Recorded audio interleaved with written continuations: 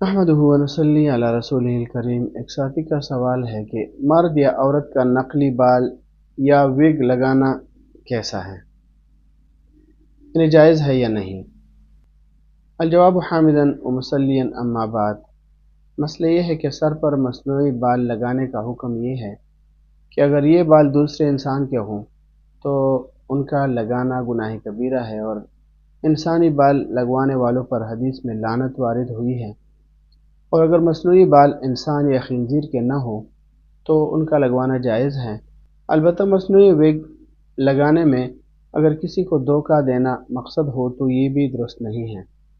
حدیث شریف میں آتا ہے، عن ابن عمر ان نبی صلی اللہ علیہ وآلہ وسلم قال لعن اللہ الواصلۃ والمستوصلۃ والواشمۃ والمستوشمۃ۔ متفق علیہ حدیث ہے، مشکات شریف میں ہے، حدیث کا رقم ہے 381۔ آپ صلی اللہ علیہ وسلم نے فرمایا کہ اللہ تعالیٰ نے لعنت فرمائی اس عورت پر جو اپنے بالوں میں کسی دوسرے کے بالوں کا جوڑ لگائے، اور اس عورت پر جو کسی دوسری عورت کے بالوں میں اپنے بالوں کا جوڑ لگائے، اور جسم گودنے والی اور گدوانے والی پر بھی لعنت فرمائی ہے۔